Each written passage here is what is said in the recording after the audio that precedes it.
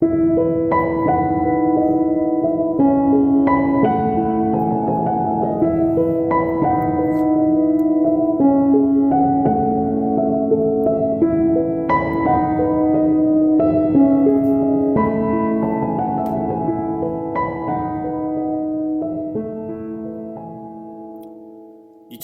10월 12일) 월요일 예레미야서 46장 13절로 28절 말씀. 바벨론 왕 느부갓네살이 와서 애굽 땅을 칠 일에 대하여 선지자 예레미야에게 이르신 여호와의 말씀이라. 너희는 애굽에 선포하며 믹돌과 놉과 다바네스에 선포하여 말하기를 너희는 굳게 서서 예비하라. 내 사방이 칼에 삼키웠느니라. 너희 장사들이 쓰러짐은 어찌미뇨. 그들의 서지 못함은 여호와께서 그들을 몰아내신 연고라. 그가 많은 자로 넘어지게 하심에 사람이 사람 위에 엎드러지되며 이르되 일어나라 우리가 포악한 칼을 피하여 우리 민족에게로 우리 고토로 돌아가자 하며 거기서 부르짖기를 애굽 왕 바로가 망하였도다. 그가 시기를 잃었도다. 만군의 여호와라 일컫는 왕이 가라사대 나의 삶으로 맹세하노니 그가 과연 산들 중에 다볼같이 해변의 갈멜같이 오리라. 애굽에 사는 딸이여 너는 너를 위하여 포로의 행리를 준비하라. 노비 황무하며 불에 타서 거민이 없을 것임이라. 애굽은 심히 아름다운 암송아지라도 북에서부터 멸망이 이르렀고 이르렀느니라. 또 그 중에 고용군은 외양간의 송아지 같아서 돌이켜 함께 도망하고 서지 못하였나니 재난의 날이 이르렀고 벌받는 때가 왔음이라. 애굽의 소리가 뱀의 소리 같으니 이는 그들의 군대가 벌목하는 자같이 도끼를 가지고 올 것임이니라. 나 여호와가 말하노라. 그들이 황충보다 많고 계수할 수 없으므로 조사할 수 없는 그의 수풀을 찌를 것이라. 딸 애굽이 수치를 당하여 북방 백성의 손에 부침을 입으리로다. 나 만군의 여호와 이스라엘의 하나님이 말하노라. 보라 내가 노예 아몬과 바로와 애굽과 애굽의 신들과 왕들 곧 바로와 및 그를 의지하는 자들을 벌할 것이라. 내가 그들을 생명을 찾는 자의 손 곧 바벨론 왕 느부갓네살의 손과 그 신하들의 손에 붙이리라. 그럴지라도 그 후에는 그 땅이 여전히 사람 살 곳이 되리라. 여호와의 말이니라. 내 종 야곱아 두려워하지 말라. 이스라엘아 놀라지 말라. 보라 내가 너를 원방에서 구원하며 내 자손을 포로된 땅에서 구원하리니 야곱이 돌아와서 평안히 정원이 거할 것이라. 그를 두렵게 할 자가 없으리라. 나 여호와가 말하노라. 내 종 야곱아 내가 너와 함께하나니 두려워 말라. 내가 너를 흩었던 그 열방은 다 멸할지라도 너는 아주 멸하지 아니하리라. 내가 너를 공도로 징책할 것이요 결코 무지한 자로 여기지 아니하리라. 아멘. 오늘 예레미야서 46장 13절로 28절 말씀은 애굽에 대한 멸망을 예언하는 부분입니다. 앞에서 계속 보아왔듯이 유다는 유다 백성들, 유다의 왕들, 그리고 유다의 장관들, 이 대부분의 사람들은 애굽을 굉장히 믿고 있었습니다. 현실적으로는 당대의 강대국이었으며 어찌 보면 바벨론의 느부갓네살 왕을 대적할 수 있는 유일한 희망이었을 것입니다.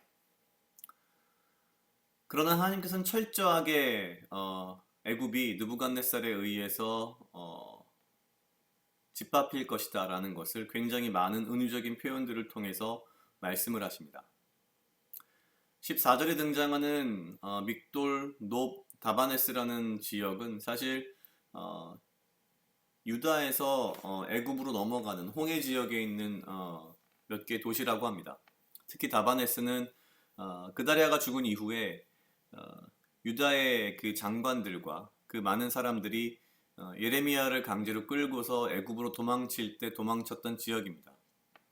즉 느부갓네살이 쳐들어오게 되면 가장 먼저 애굽의 침공의 가장 앞쪽에 있는 그런 지역들이었던 거죠. 사실 여기서 애굽의 망함, 애굽의 엎드려짐이라고 하는 것은 궁극적으로 이를 믿고 있던 유다 사람들의 현실적인 실패를 의미합니다. 얼마나 냉정하고 얼마나 포악하게 이 짓밟힐 것인지를 너무나 많은 표현들로 표현을 하고 있습니다. 예를 들면 18절에 과연 산들 중에 다볼같이 해변의 갈멜같이 오리라는 것은 다볼산이라는 지역은 평지에 우뚝 서 있는 산이고요.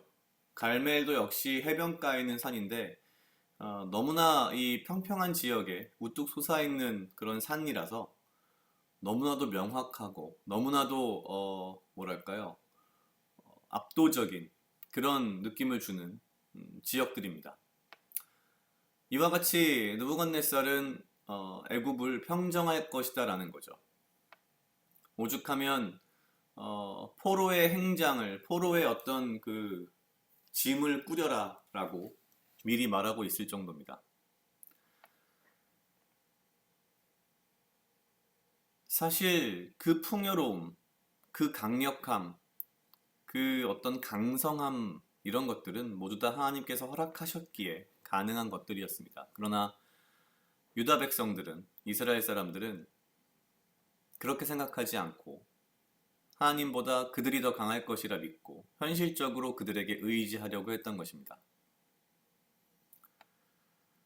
오늘날 애굽의 멸망을 이야기하는 이 예레미야서는 단순히 애굽의 멸망뿐만 아니라 애굽을 하나님보다 더 깊이 의지했던 당대 이스라엘 백성들의 멸망을 의미합니다.